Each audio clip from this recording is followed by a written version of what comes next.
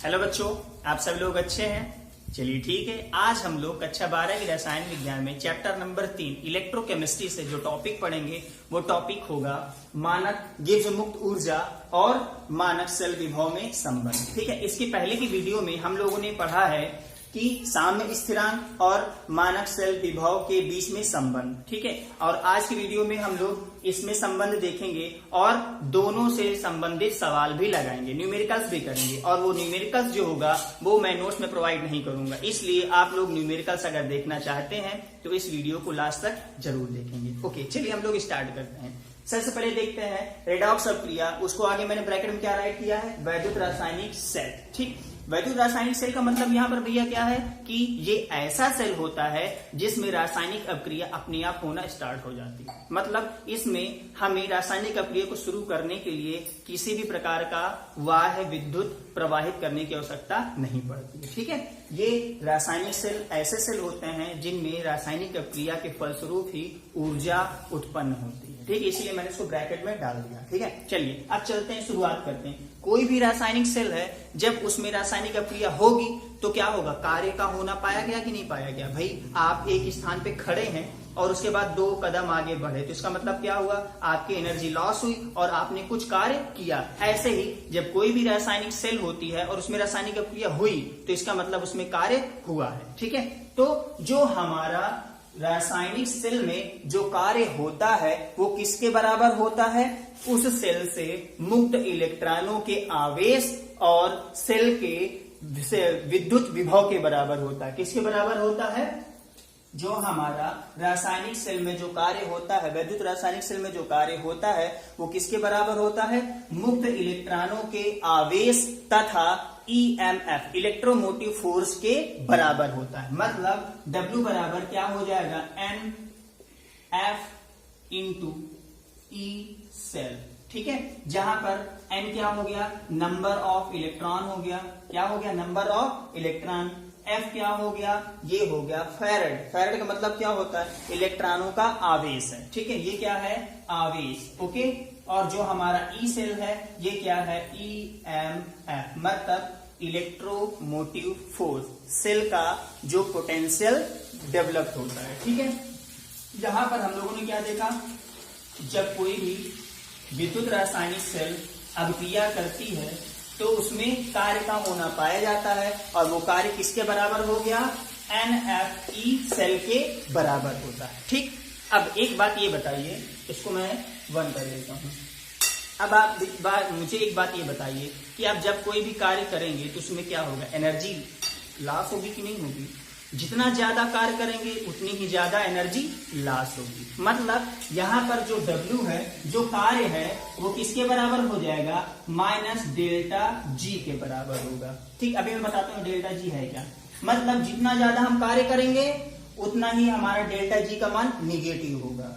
ठीक, अब हम लोग डिस्कस करते हैं आखिर डेल्टा G है क्या। इसको बोलते हैं गिब्स मुक्त ऊर्जा।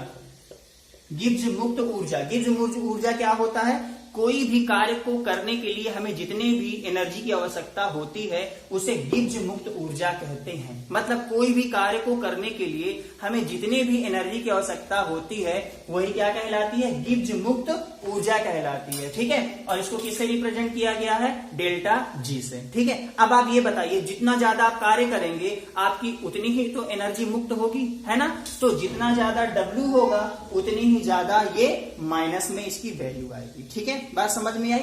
मतलब यदि हम W की जगह पे डेल्टा G रख दें तो कोई दिक्कत है क्या, नहीं ना।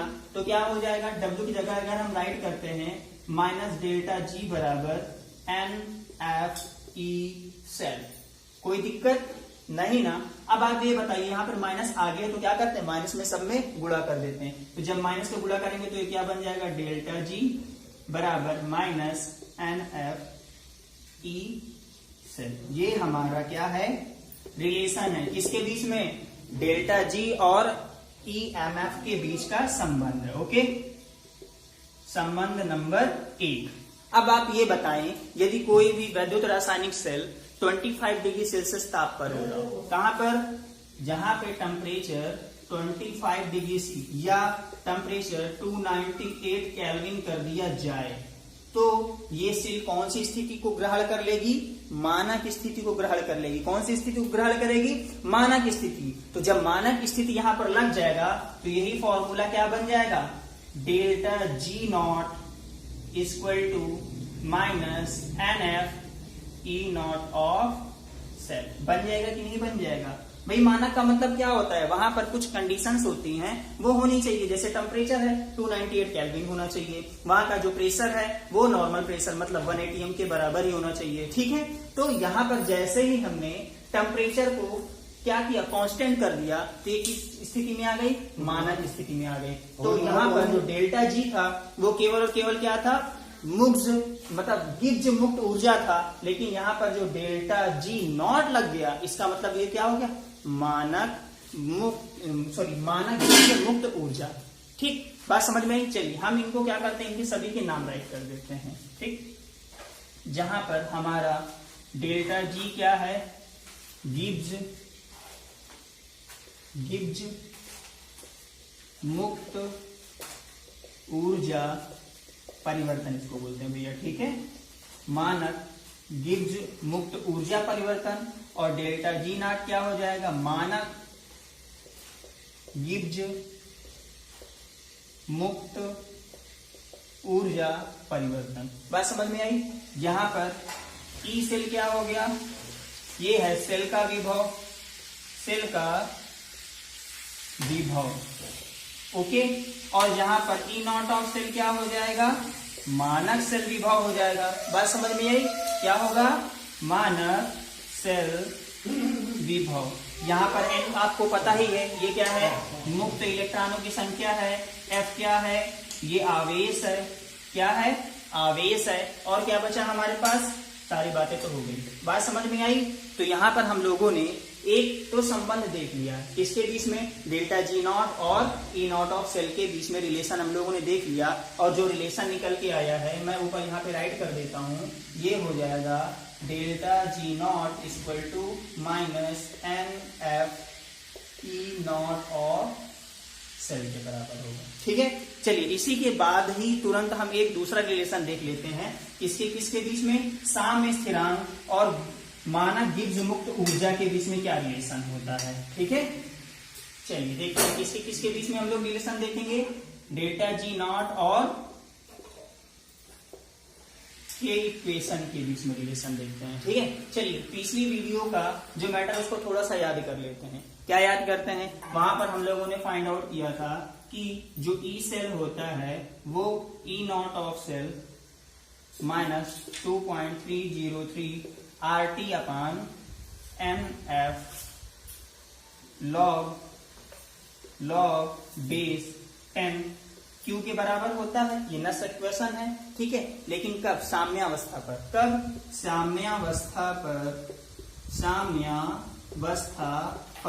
साम्यावस्था पर जो सेल का EMF होता है वो किसके बराबर हो जाता है?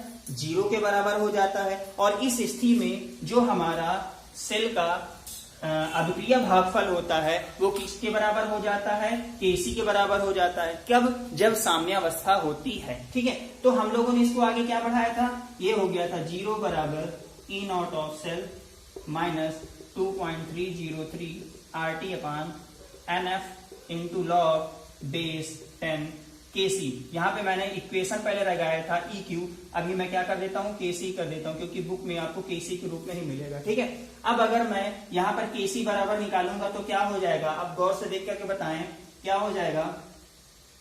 लॉग KC बराबर हो जाएगा E naught of cell into NF upon 2.303 RT के बराबर हो जाएगा कि नहीं हो जाएगा? देखिए मैंने इसको लास्ट वीडियो में भी करवाया था। ठीक है, गौर से देखिए ये इसके बराबर होगा कि नहीं होगा?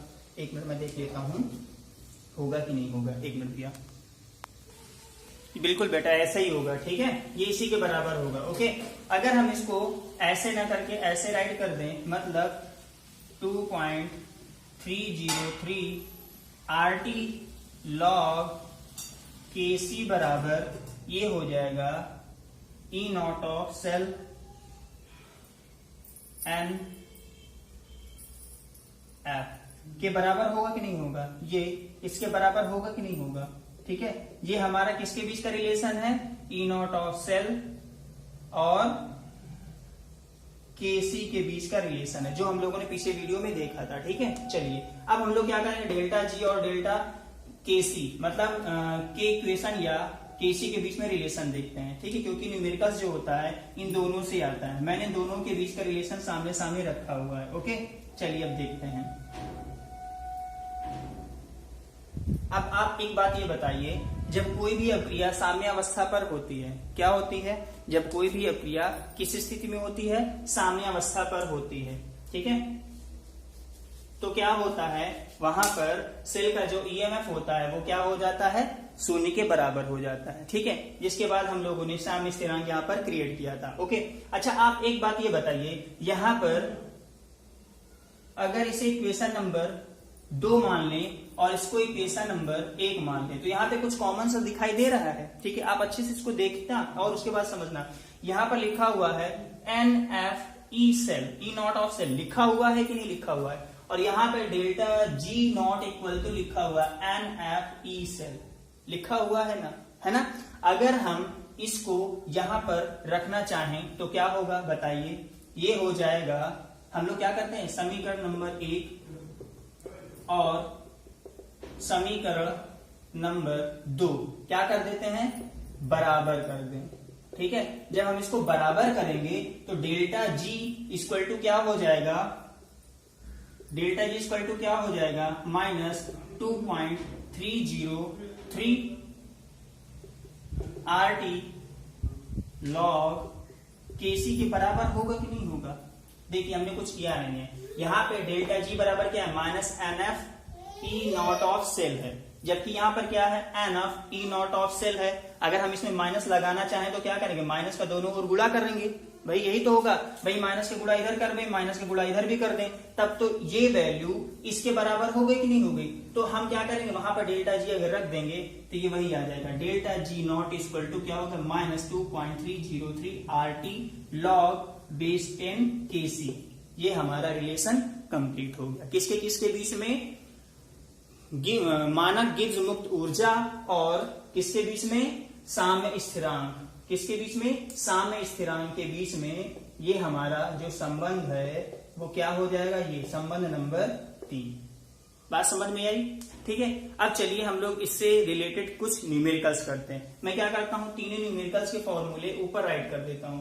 ये हो गया पहला, उसके बाद नंबर 2 पे क्या हो जाएगा, delta G naught equal to -2.303 RT log base 10 into KC। ठीक है, चलिए अब हम लोग क्या करते हैं, इनके कुछ न्यूमेरिकल्स करते हैं। मेरे पास कुछ न्यूमेरिकल हैं, उनको हम करके देखते हैं। जैसा कि मेरे पास एक पहला न्यूमेरिकल दिया हुआ है, इसमें है कि निम्नलिखित अभिक्रिया का साम्य स्थिरांक ज्ञात करें। मतलब एक अभिक्रिया है, कौन सी अभिक्रिया है, Fe plus CuSO4 copper sulphate. Okay, उसके बाद बना हुआ है FeSO4 प्लस Cu। ओके, और यहां पे बता दिया है जो टेम्परेचर है वो 25 डिग्री C है, मतलब ये कौन सी स्थिति में है, मानक स्थिति में है। ओके, चलिए अब उसके बाद इसमें कुछ वैल्यू दिया हुआ है, यहां पर दिया हुआ है E नॉट OP, मतलब ऑक्सीडेशन पोटेंशियल दिया हुआ है, मानक ऑक्सीडेशन पोटेंशियल दिया हुआ है, किसका है, Fe का है, Fe बाई Fe प्लस का 2 दिया हुआ है प्लस 0.44 वोल्ट। ओके, और दूसरा दिया हुआ है, ये भी ऑक्सीडेशन पोटेंशियल, मानक ऑक्सीडेशन पोटेंशियल दिया हुआ है, किसका है, Cu बाई Cu आयन का। ओके, तो ये वैल्यू दिया हुआ है -0.337 वोल्ट। ओके, और हमको क्या ज्ञात करना है, साम्य स्थिरांक, मतलब केसी को हमें फाइंड आउट करना है। बात समझ में आई। चलिए ठीक है, अब हम लोग क्या करते हैं, इसको सॉल्व करते हैं। सबसे पहले आप लोग देखिए यहाँ पे क्या दिया हुआ है, ऑक्सीडेशन पोटेंशियल, यहाँ पर भी दिया हुआ है ऑक्सीडेशन पोटेंशियल। इसको क्या करते हैं, रिडक्शन पोटेंशियल में कन्वर्ट कर लेते हैं। तो क्या होगा, अगर हम इसको ई नॉट ऑफ रिडक्शन पोटेंशियल में कन्वर्ट करेंगे तो क्या हो जाएगा, ये हो जाएगा Fe प्लस का 2/Fe। और ये क्या हो जाएगा भाई, हमने आपको बताया था जो ऑक्सीडेशन पोटेंशियल होता है सेल का वो माइनस रिडक्शन पोटेंशियल के बराबर हो जाता है। किसके बराबर हो जाता है, E naught of cell minus reduction potential की। मतलब ये अगर प्लस में है तो ये वैल्यू हो जाएगी माइनस में, और ये माइनस में है तो ये क्या हो जाएगी प्लस में, 0.337। ओके, और उसके बाद हमने आपको ये बताया था कि जिसका रिडक्शन पोटेंशियल कम होगा वो क्या बन जाएगा, एनोड। अब देखिए इन दोनों को कंपेयर करिए, इन दोनों में कम कौन सा है, कम हमारा यही वाला है। ये क्या बन जाएगा, एनोड, और ये क्या बन जाएगा, कैथोड। बात समझ में आई। चलिए अब हम लोग क्या करते हैं, केसी वाला रिलेशन निकालते हैं। केसी वाला रिलेशन कहां पर गया, कहां गया, कहां गया, याद कीजिए क्या था, E naught of cell NF E naught of cell equal to 2.303 RT log base 10 KC। यही तो रिलेशन था, है कि नहीं, भूल गए, पिछली वीडियो में हम लोगों ने देखा था। ठीक है, चलिए अब यहाँ पर इनकी वैल्यू को रखते हैं। सबसे पहले ई नॉट ऑफ सेल निकाल लेते हैं, क्योंकि हमको पता है क्या हो जाएगा, E naught of cell equal to क्या होता है, E naught of cathode minus E naught of cell of anode. Okay, चलिए एनोड वाले की जगह एनोड की वैल्यू राइट कर देते हैं, कैथोड की जगह कैथोड की वैल्यू राइट कर देते हैं। तो यहां पर क्या हो जाएगा, ये होगा कैथोड की जगह में क्या है 0.337 माइनस, और ये हो जाएगा -0.44। तो अगर हम इसको ऐड करेंगे तो ये हो जाएगा 0.777 वोल्ट, मतलब 777 आ गया। कहां पर, ई नॉट ऑफ सेल की जगह पे। ओके, अब चलिए देख लेते हैं यहाँ पर नंबर ऑफ इलेक्ट्रॉन कितने मुक्त हो रहे हैं। तो नंबर ऑफ इलेक्ट्रॉन यहाँ पर गौर से देखिए, आयरन में 2 निकल रहे हैं जो कॉपर के द्वारा ग्रहण किए जा रहे हैं। इसका मतलब नंबर ऑफ इलेक्ट्रॉन भी कितना हो जाएगा, 2। फैराडे का मतलब आप जानते ही हैं 96500 कूलाम के बराबर ही होता है, 1 मोल इलेक्ट्रॉन का आवेश। ठीक है, चलिए आर की वैल्यू दी हुई है, कितना होता है 8.312, और टेम्परेचर कितना दिया हुआ है 298 केल्विन के बराबर दिया हुआ है। ओके, चलिए अब हम लोग क्या करते हैं, सारी वैल्यू को पुट कर देते हैं। तो सारी वैल्यू तो हमको पता ही चल गई है, तो हमको इधर का इरेज करने में कोई दिक्कत तो है नहीं। इसको हम लोग क्या करते हैं, इरेज कर लेते हैं। कहां गया था, ओके, चलिए, जिससे हमें सवाल को देखने में कोई दिक्कत ना हो। चलिए अब हम लोग क्या करते हैं कि वैल्यू राइट कर लेते हैं। एन की जगह पे क्या हो जाएगा 2 मल्टीप्लाई बाई 96500 इंटू, यहां पर वैल्यू कितनी आएगी 0.777 इक्वल टू, यहां पर क्या हो जाएगा। अच्छा गौर से देखिए, यहां पर 2.303 है, यहां पर आर की वैल्यू भी है और टी की वैल्यू। अगर हम इनको आपस में मल्टीप्लाई करेंगे तो क्या ये 0.592 के बराबर नहीं आ रहा है क्या, बिल्कुल आ रहा है ना। तो क्या होगा, इसको हम ऐसे राइट कर देते हैं, और ये क्या हो जाएगा इनटू लॉग बेस 10 केसी। अब क्या करते हैं, सारी वैल्यू को पक्षांतर कर देते हैं, तो यहां पर आ जाएगा log base 10 KC equal to क्या हो जाएगा, ये होगा, एक मिनट, नहीं, जब हम इसमें से भाग देंगे तब इसके बराबर होगा। ओके, देखिए भैया गौर से देखिए, अगर हम इन दोनों वैल्यू को, सॉरी ई वैल्यू को, मतलब 96500, मतलब इन सभी का अगर मल्टीप्लाई करते हैं तो किसके बराबर हो जाता है, 0592 के बराबर होता है ना। तो हम लोग क्या करते हैं, इसको यहाँ से हटा देते हैं। ओके, और ये वैल्यू आ जाएगी। ओके, अब चलिए केसी इक्वल टू क्या हो जाएगा, ये हो जाएगा 2 multiply by 07777, okay, divided by 0.0592 के बराबर होगा। ओके, अब हम लोग को क्या करना है, यहां पर से एंटी लॉग निकालना है। ठीक है, और एंटी लॉग आप लोगों को क्या होगा, एग्जामिनेशन में दे दिया जाएगा, जिसकी वजह से आप परेशान मत हो। ठीक है, मैं बुक से देख करके देख लेता हूँ कि इसकी वैल्यू कितने के बराबर आ रहा है। यहाँ पर एंटी लॉग इसका लिया गया है और इसका एंटी लॉग बराबर आ रहा है 2.18।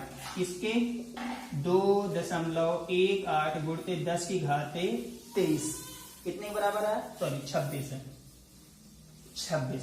ये आ गया हमारा आंसर। ठीक भैया, चलिए अब दूसरा सवाल करते हैं। ठीक है, दूसरा सवाल भी हमारे पास है, वो देख लेते हैं। इसको पहले साफ करें। ठीक,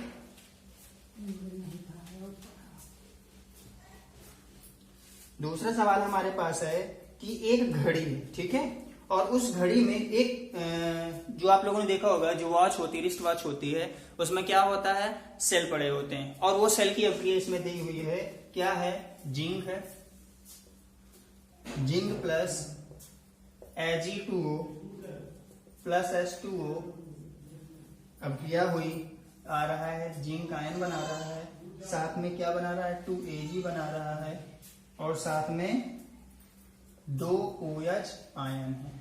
ठीक है, उसके बाद इस अभिक्रिया में पूछा गया है डेल्टा G0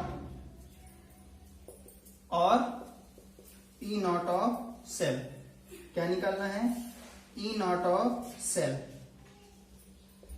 ये दो चीजें हमें फाइंड आउट करनी है। ओके, यहाँ पर एक घड़ी है और उस बता दिया कि इस घड़ी के अंदर ये रिएक्शन हो रहा है। ठीक है, तो आप गौर से देखिए, यहाँ पर एक चीज देखने को मिल रही है, क्या, जिंक से जिंक आयन बन रहा है, मतलब 2 इलेक्ट्रॉन मुक्त हो रहे हैं, यही तो हो रहा है कि नहीं। अब जब 2 इलेक्ट्रॉन मुक्त हो रहे हैं तो इसमें एक वैल्यू दी हुई है, किसकी वैल्यू दी हुई है, ये बताया है E0 ऑफ सेल। कौन सा सेल है, इसमें बताया है जिंक से जिंक आयन का वैल्यू दिया हुआ है, इसमें है -0.76 वोल्ट। ओके, और यहां पर जो सिल्वर का होगा उसका क्या हो जाएगा, अब चयन होगा Ag2O plus H2O plus 2 electron जब देंगे तो ये बन जाएगा 2Ag प्लस 2OH का निगेटिव आयन, और इसकी वैल्यू दी हुई है E0 of Ag2O by Ag। इसकी भी वैल्यू दे रखी है, दिया हुआ है, इसकी वैल्यू है +0.34। ओके, चलिए अब हम लोग इसको क्या करते हैं, सॉल्व करते हैं। पूछा क्या गया है, डेल्टा जी का मान, और क्या पूछा गया है, E0 ऑफ सेल। ठीक है, सबसे पहले तो हम लोग E0 ऑफ सेल ज्ञात कर लेते हैं। E0 ऑफ सेल बराबर क्या होता है, E0 ऑफ सेल बराबर क्या होता है, E0 of cathode minus E0 of anode, यही होता है ना।